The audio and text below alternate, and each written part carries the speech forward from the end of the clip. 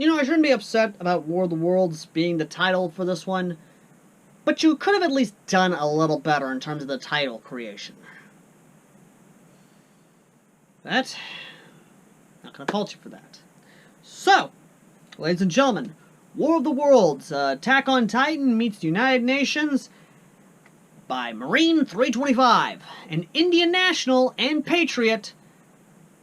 And I'll be honest, kind of curious how good this one is. So, play that intro and let's see about it, shall we?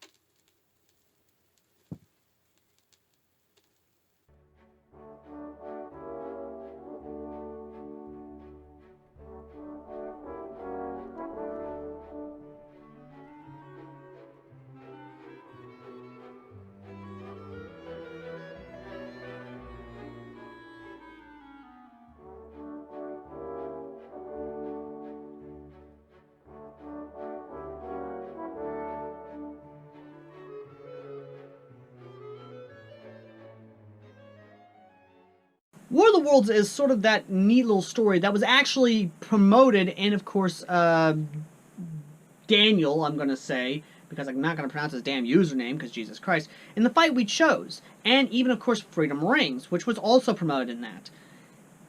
And I can see why. This story is legitimately a good one, where a portal, of course, opens up off the coast of Cuba, and Titans attack Cuba, and then the mainland US. And the war that ensues is actually pretty cool. But the story itself, while yes, following that sort of conflict, does also, unlike, of course, the fight we chose, where it's literally America versus these people trying to more or less get them to open up, it is the United Nations.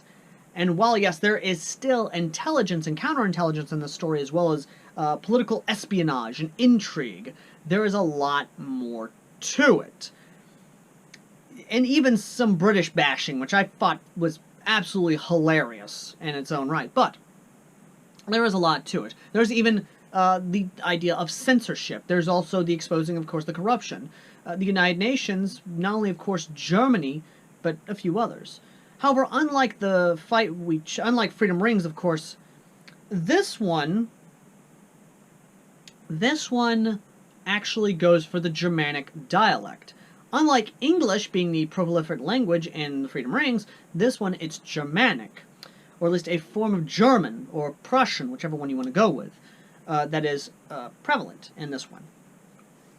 And it actually does work out pretty well, because that means German forces, or German interpreters, are embedded now with all these units. Those of the Bundeswehr are in there, as well as the mechanized Jaegers, even some Jägerkorps. Or, basically a new form of German hunters, essentially, something along that line. But the interactions between them and, of course, the royal government is very much so butting heads. There is a lot of censorship going on. There is a lot of crazy stuff going on. There's political intrigue happening. And, again, it's really good. However, unlike them, Freedom Rings is already pretty further along in its storytelling. However, that's understandable because I have talked with Marine before, and unlike Daniel, who does Freedom Rings, which to my knowledge is just one guy who does these and does very damn well in terms of detail and storytelling, Marine is working alongside other people.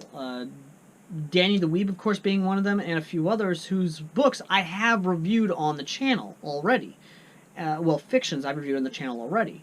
So it is understandable that it takes this person a while because he's working alongside other people. There's also the language barrier, because I know and understand that India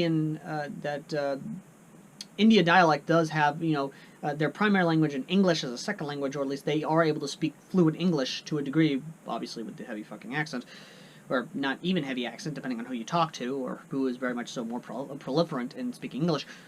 What I'm trying to say is that it's a good story. It is legitimately a decent story. And each one, there is a military engagement. There are, of course, obviously losses. It is very much so a good story. There's humanity behind this. It is still somewhat of a nihilistic viewpoint, and fighting the Titans, and of course the military engagements that happens, and the possibility of losses. But it still is a very much so good book. And we do follow different perspectives. We not only follow the UN perspectives, we also obviously follow the Scouts perspectives, we follow the Royal Government perspective. We follow every single one of these perspectives, including those stateside, or at least the other side of the gate. But here's the kicker in it all. Unlike with, of course, Freedom Rings, where they have only ground assets, this one, they have sea assets, they have air assets, they have ground assets. They have all these literal hardware on the other side of the gate so they can explore the world. Which, oh boy, when they finally get to the World Organization, or United World Organization, whichever one they want to fucking call themselves, basically the big bad of that story of the Attack on Titan universe, which made no fucking sense whatsoever. The fact that everyone apparently was agreeing with each other, even though conflicts were erupting all over the goddamn place. Hell, I'm surprised World War I hasn't happened yet. Hell, I'm surprised communism hasn't erupted yet. And let's face it, once the communists show up, oh boy, Russia is going to be plunged into goddamn civil war.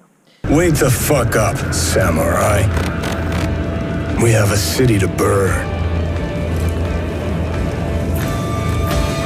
So, again, the story itself is short, with only the limited number of chapters that it has.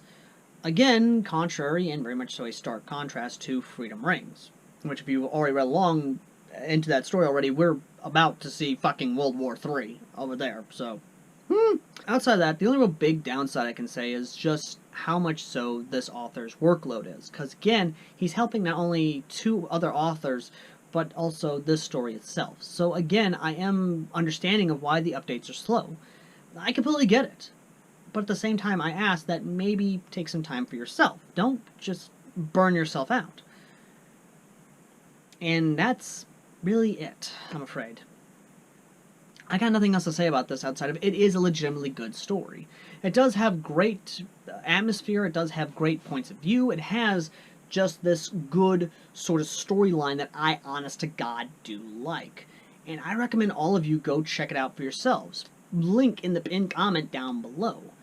Thank you all for watching. Next time we go to the wasteland of Fallout with Gate Wasteland, and we take a look and see what the hell's going on there. Till next time, ladies and gentlemen.